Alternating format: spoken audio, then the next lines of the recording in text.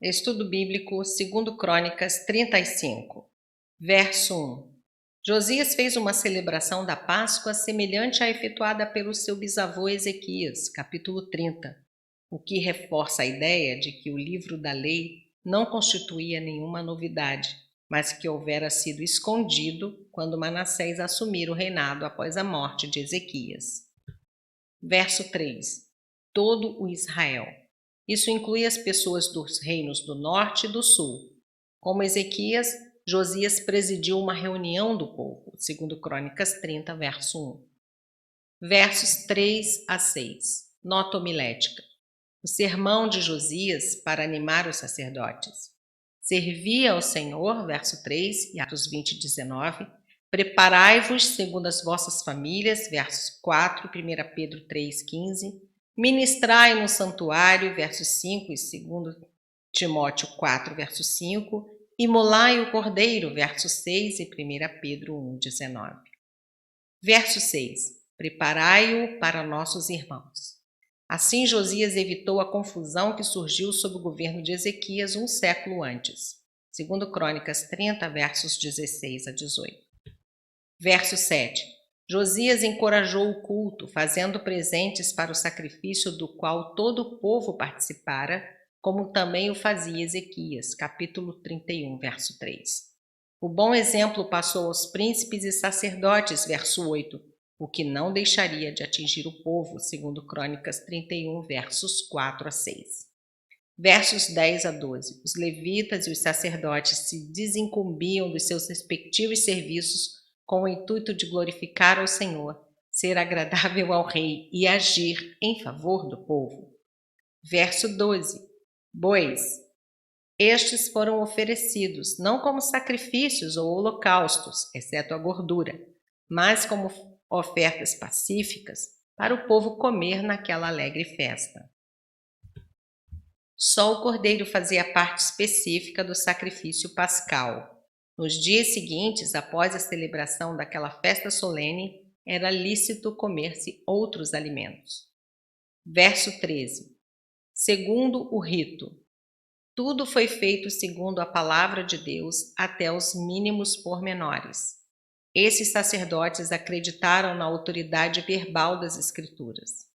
As instruções seguidas acham-se em Êxodo 12, versos 1 a 28, Números 9, versos 1 a 5, Deuteronômio 16, versos 1 a 8, além de outras referências espalhadas pelo Pentateuco. É evidente que tinham ao dispor, portanto, todos os 5 livros de Moisés. Verso 14. Até a noite. O esforço especial era para garantir que ninguém ficasse sem o cordeiro pascal. Verso 15. Os cantores, o culto prestado a Deus precisava de cânticos de louvor e gratidão, Colossenses 3,16. No momento da necessidade tinham acudido na construção do templo, 34, verso 13.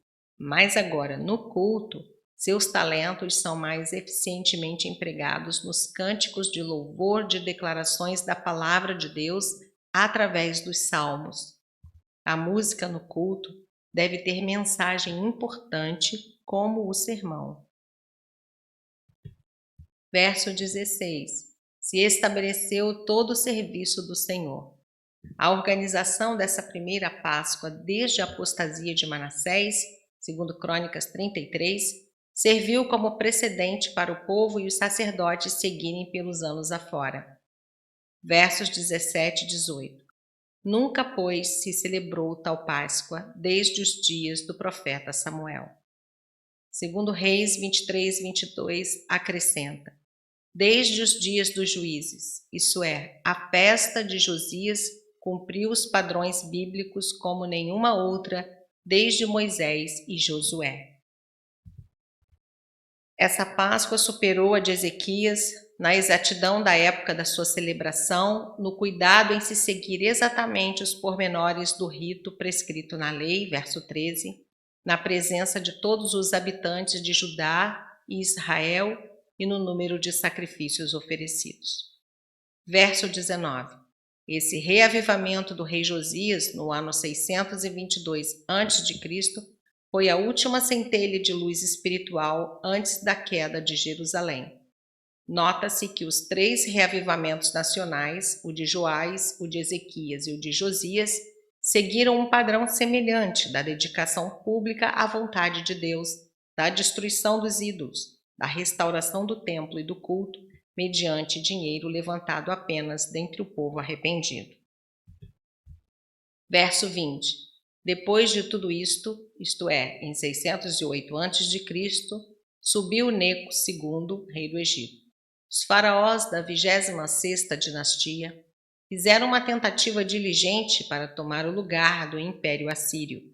Nínive caiu no ano 612 a.C., e os egípcios se opuseram às reivindicações da Babilônia, aos despojos, subindo em favor do, não contra o rei da Síria, ao rio Eufrates. Segundo Reis 23-29, em cujo extremo ocidental ficava a cidade-chave de Carquemes. Verso 21. Josias não quis esperar que Deus vingasse seu povo das invasões que sofria, segundo seu método escolhido, utilizando-se de um exército estrangeiro. Josias quis tirar desforra pessoal contra o seu inimigo político, em vez de confiar em Deus e procurar entender sua vontade. Isto foi fatal. Verso 22.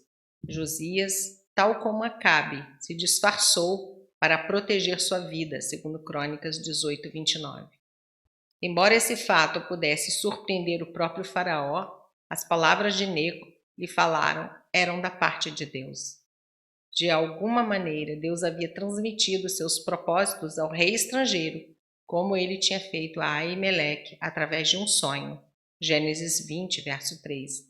Mas Josias não quis ouvir. A insistente mensagem do Senhor a Judá fora que ela devia confiar em Deus e evitar envolvimento em política internacional. O Vale de Megido assinalava a passagem estratégica na serra entre a planície costeira e o Vale de Esdraelon ao nordeste.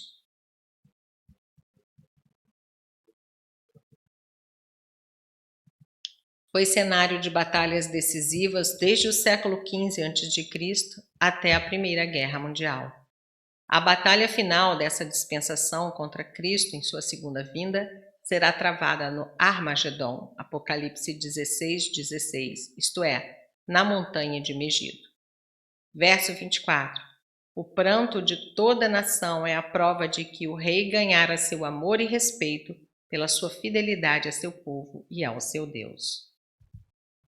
Verso 25. Jeremias compôs uma lamentação sobre Josias, a quem ele muito considerava.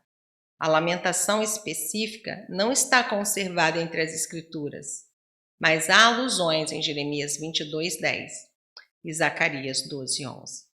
Essas lamentações não devem ser confundidas com as posteriores lamentações de Jeremias sobre Jeoaquim, Jeremias 22, versos 13 a 30, e sobre a queda de Jerusalém, livro de Lamentações. Verso 26. Beneficência. Josias tinha compreendido o espírito do livro redescoberto, além de ter seguido suas prescrições ao culto. Nota: Josias e a lei da vitória. Vencer é uma tarefa interna. A equipe que alcança a vitória é aquela que vence primeiramente suas lutas internas. O primeiro adversário a enfrentar e vencer são as lutas internas do líder.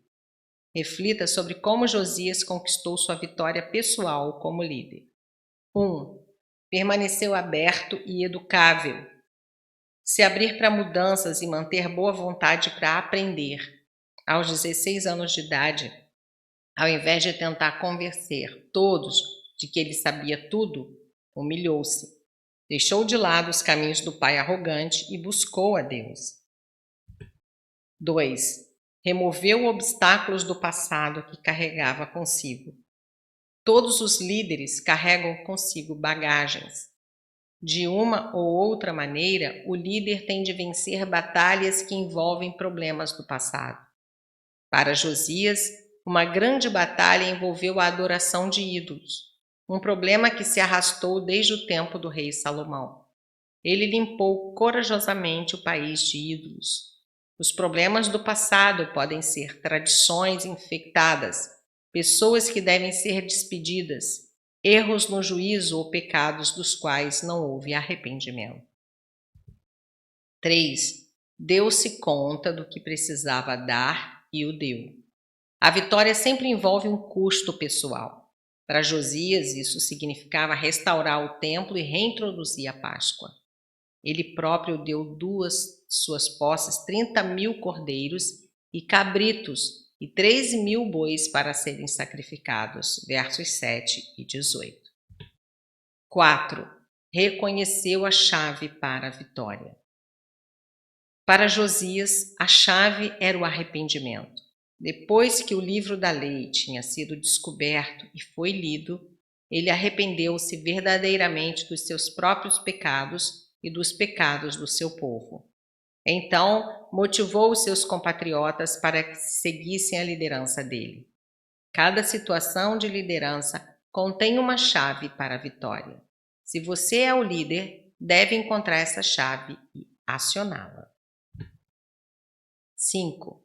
Reteve comprometimento pessoal para ser bem-sucedido. As pessoas nunca se tornam mais comprometidas do que o seu líder.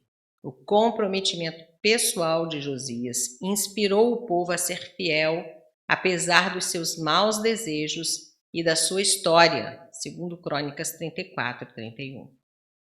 Se membros de uma organização descobrem que possuem um comprometimento maior do que os seus líderes, encontrarão outra organização com outro líder.